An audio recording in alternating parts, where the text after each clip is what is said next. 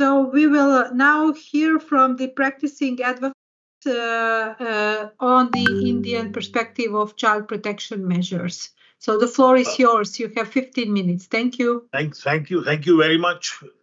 First of all, Katrina, I owe my gratitude to you. Sandeep, Ankit, the program has started. Uh, First of all, I wish to extend my gratitude to Katrina and her team, and to Marila Zuban for having me on the program, because I come from a jurisdiction which is a class apart, and which is perhaps unique in its own way, because we are not a party to any of the conventions and we have our own system of law. So, if my first slide can be please put on. I have sent my slides. If my first slide can be put on, or I can speak extempore if there is.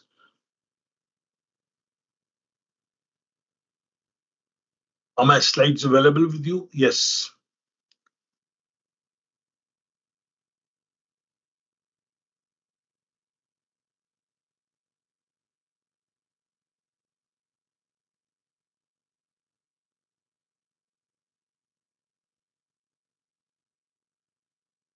Yes. So, can I move on to the first slide? This was the cover page. Yes, Okay. I've got it. It's there. It's there. So, I call my first slide. Then yes, this is the one. I call my first slide the dark side of the moon. Now, we are 1.4 billion in number in India now, and 35.42, or about 35, over 35 million live abroad in 170 countries. So there is an immense potential for migration, creating jurisdictional challenges. Child removal and consensual relocation are undefined subjects in Indian statutory law. Joint parenting and shared custody are not defined in Indian statutory laws. So, because we do not have any definition of child removal as it occurs in the 1980 Convention, the relocation of children and all possible issues pertaining to children are a result of judicial rulings. So we have to fall back on what is the issue of guardianship and sole custody remedy by natural parents under the Guardian and Wards Act of 1890, a colonial piece of British legislation. The 1980 convention, India has not signed, neither has the 1996 or 2000 convention been signed. Now, this conflict of laws between jurisdictions leads to unresolved parallel litigation across jurisdictions. Now, I something here. I attended recently the Washington Declaration meet, the 15th anniversary of the Hague Declaration at Washington in the first week of April. There also, I was the lone speaker from a non-signatory countries, and in my role as secretary of the International Academy of Family Lawyers Committee, I have collected data with my team members about the position of relocation all over the world. So I, as a practitioner, I have a fair amount of idea about how serious this issue is. And I have myself been in practice for almost 40 years. And I deal with all kinds of relocation issues and removal issues from all over the globe. Can I have come to the next slide, please? So the where do we stand? As I call it, as the elephant in the room, we have no statutory definition of child removal or consensual relocation in child laws, both in the international and in the domestic context. So, what is the situation which arises when a child is removed from one jurisdiction to another?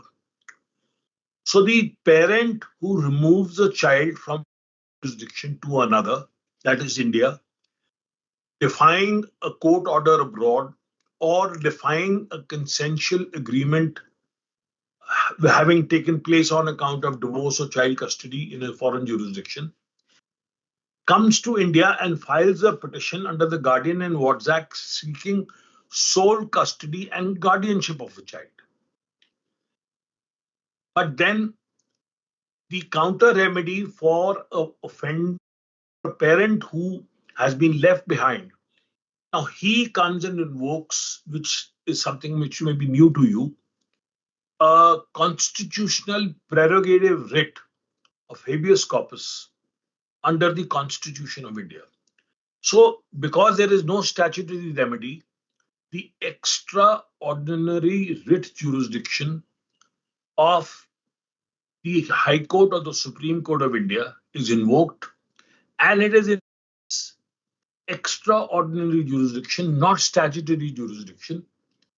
The parents betray, that is, the court is the guardian of the child, principle is invoked, and the best interest of the child is determined, and quite a, which is quite akin to the principles followed in the 1980 convention. Now, we have signed the United Nations Convention on the Rights of the Child, that is the UN.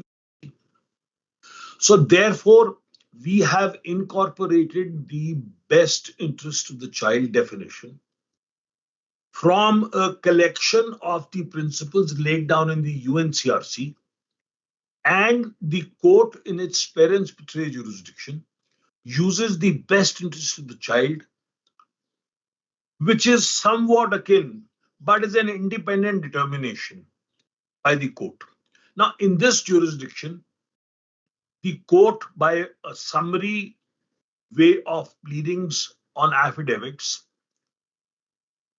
determines what is the best interest of the child, whether the removal was wrongful, whether the removal was justified on account of what could be called Article 13 exceptions, that is domestic violence, etc.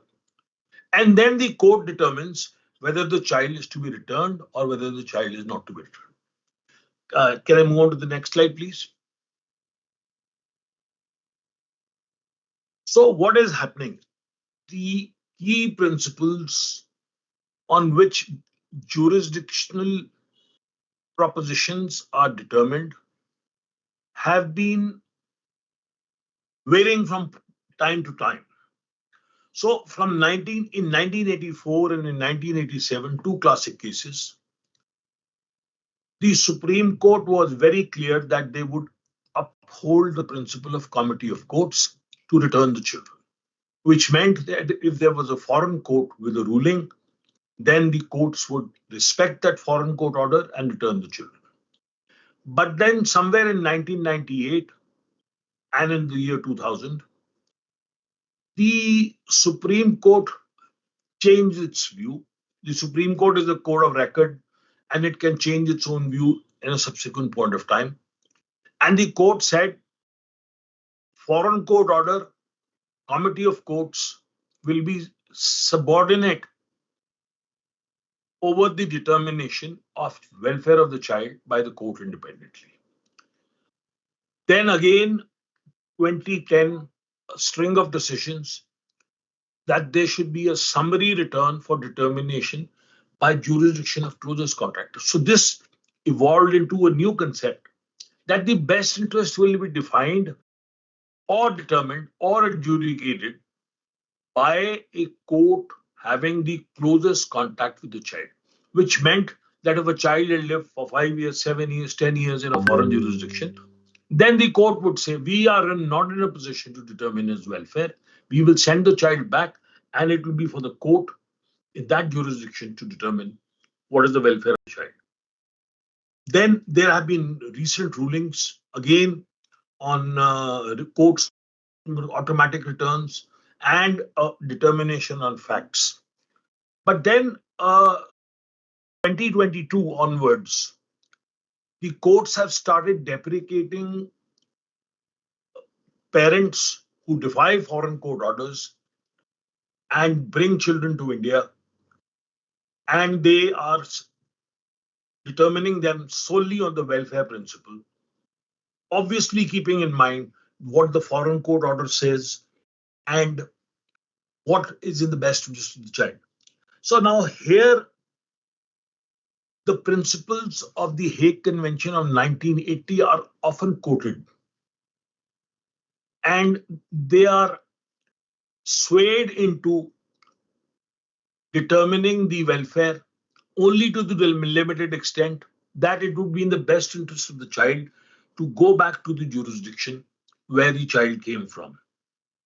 Now, let us understand that the lack of India not signing the 1980, 2006, or the 2000 convention is not coming in the way of the courts, the constitutional courts, not the family courts, because there is no statute, in sending children back to the jurisdictions from where they were unlawfully removed. So the UNCRC, my humble view, is a stepping stone and a substitute for the 1980 convention, and to a certain amount the relocation convention also, because the problem is huge. The numbers are very big, the recurrence is very frequent, and sadly and unfortunately, parents have started removing children illegally from the jurisdiction of India. Even when a passport is deposited in the court, they use wrong methods and flee to foreign jurisdictions.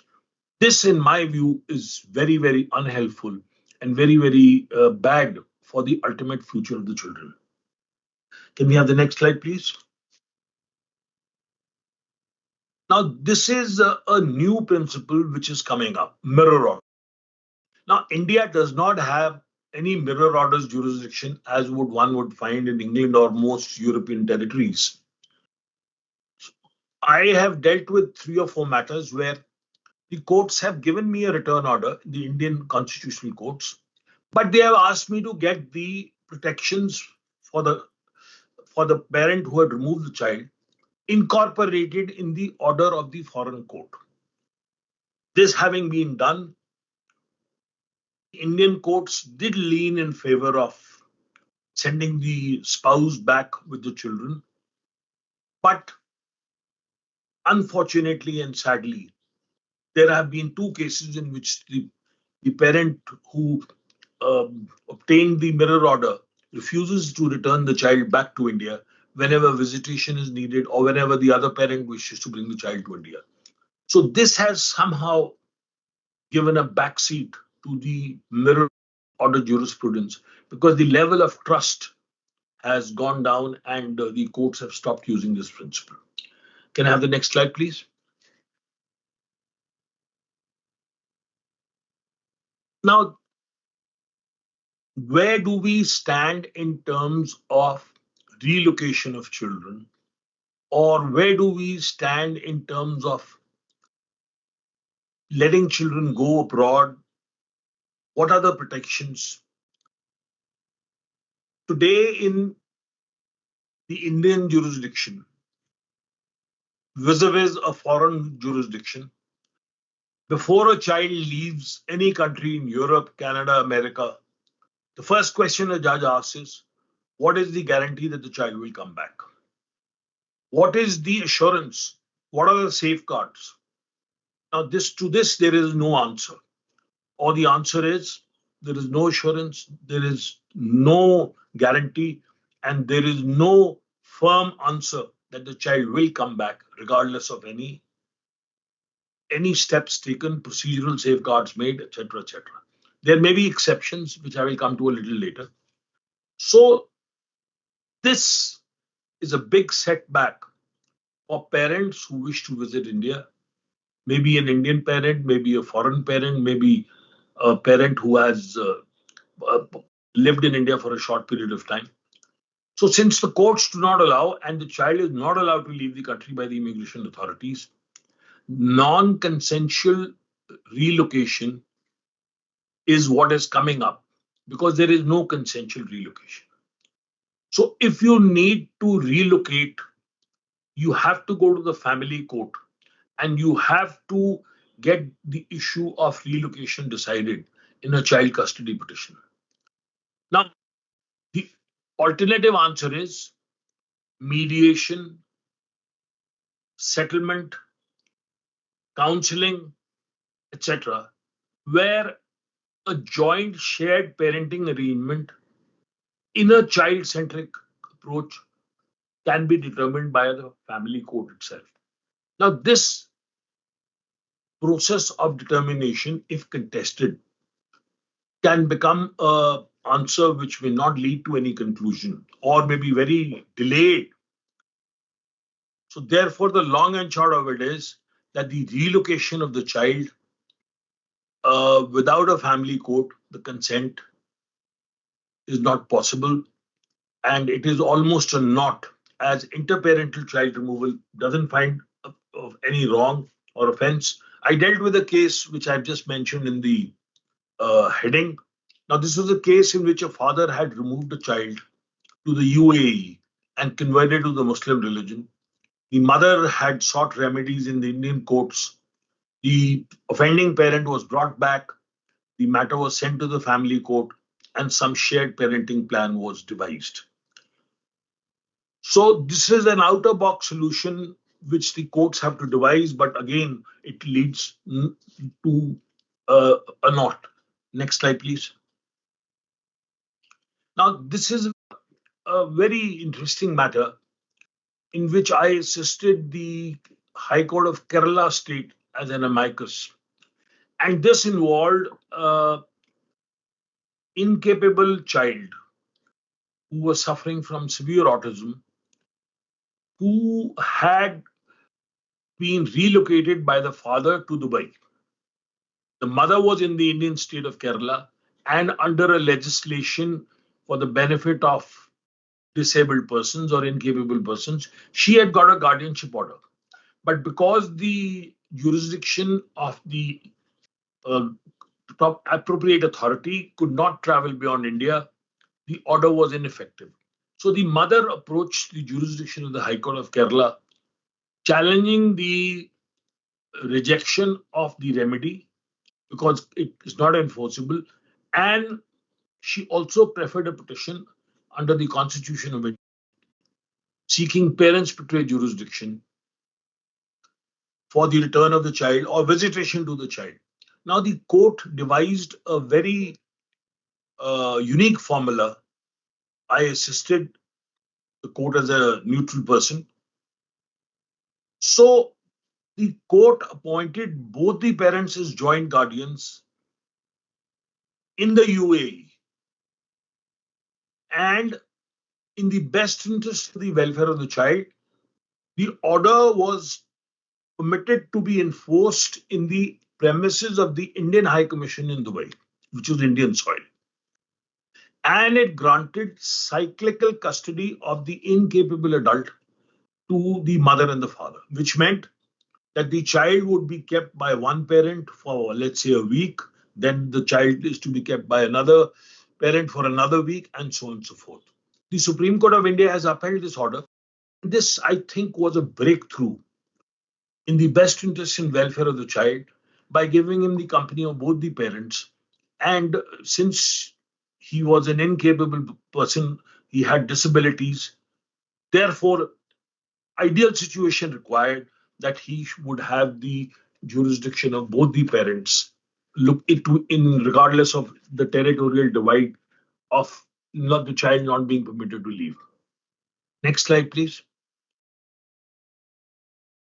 Now, let me share with you a very unique case which I did in the High Court of Bombay. India is a huge territory with 29 states, 10 union territories. We are spread over 3.28 million square kilometers. So this is a the High Court of Bombay down south. Now, in this, the proposition was extremely interesting. Indian father who was a practicing lawyer had migrated to Netherlands and had married a Dutch lady, and they had a 7-year-old daughter. The marriage fell apart. They divorced according to Dutch law. Child custody was settled according to Dutch law. The father sought to bring the child to India for visiting his family and then decided, despite agreeing to return the child, not go back. So the lady sought remedy in the Dutch court, and the Dutch court passed an order asking him to return with the child. He did not await. So I, as counsel, moved the High Court of Bombay in a jurisdiction of the habeas corpus that, in the best interest and welfare of the child should be returned back to the Netherlands. Now, the court is extremely concerned about the welfare and best interest, and it declined to give any protection to the offending parent and clearly held that he had violated the Dutch court orders on visitation to India. All the matters stood concluded in the Netherlands. So they said it is in the welfare and best interest of the child that the custody should go to the mother and visitation should go to the father in Netherlands, as agreed and settled between the parties. Now, the beauty of this was that I was able to get an effective order of return to the Netherlands in 7 weeks via this habeas corpus writ, where parents portray the welfare of the child was applied, and the court borrowed a lot of provisions of the 1980 Convention on Wrongful Removal and Return. And this is, I think, a future model for summary adjudication in child relocation cases, because the court did not leave the father without a remedy. They restored his visitation, access, and meeting and interacting with the child in the Netherlands. So this, I think, is a proposition which the court has created for relocation, not consensually, but ultimately by consent between the parties, and restoring the uh, proposition of relocation. Can I have the next slide, please? Now, this brings us to a very interesting question. What is the thinking of the government and what is the thinking of the judiciary? Now, the government had constituted a committee in the year 2017. I was a part of the committee. Uh, we heard left behind parents, we heard parents living abroad, and this case itself had arisen out of a very interesting case. I had assisted the High Court, where I practiced as an amicus for 12 years. A girl was removed by an aunt to England. Despite a return order of the High Court, the child was not returned. A lot of attempts were made. The child never returned to India. So the court referred the matter to the government and the Law Commission. The government constituted a committee and we gave a report. In this report, two-volume report, we have suggested the Protection of Children Inter-Country Removal and Detention Bill 2018. Now, this was a stepping stone to signing the Hague Convention because we need a domestic legislation. And in my view, India must align with global standards so that consensual relocation, protection of removed children, and creating of mechanisms for consented movement of children come about. But it seems the government is going to take its own time in coming to any decision in this regard. So, how do I conclude? How do I say the next slide, please? Now, clearly, accession, this is what I spoke in Washington too. Accession by India to the 1980 and 96 conventions is absolutely essential. The Indian courts still then should continue to evolve mirror orders as an interim solution. Parents' portray jurisdiction must be strengthened for child welfare and consent relocation. And most important, the aftermath of alienation syndrome has to be checked and the voice of the child has to be heard. So I have, in my perception, culled out 7 points which I think are very necessary from for all jurisdictions. First of all, the concept of parental alienation syndrome must be expounded to propagate the issue of shared parenting, custody, and joint parenting. That's one. Second, mediation, alternative dispute resolution, maybe arbitration, should be utilized to permeate pitfalls of opposing relocation. Third, the criminal law element in child relocation or removal cases for the state parties in domestic laws must be removed. No child likes a parent to go to jail. The educative positive advantages of the 1980-1996 convention must be advocated to an essential must. Point number 5, no child must grow up with a single parent. The harm, the damage is irreparable. Then court decisions must expound the advantages of relocation positively. Judicial collaboration and training of judges, which The Hague is already undergoing, are an absolute must. I'll be very happy to answer any questions or take part in any discussion which may be proposed after my learned colleague, Mr. Tung, has made his presentation. Okay, thank you very much. So this has been an insight of the case law outside the convention, and it was very interesting to see the most cases. So thank you very much for your presentation.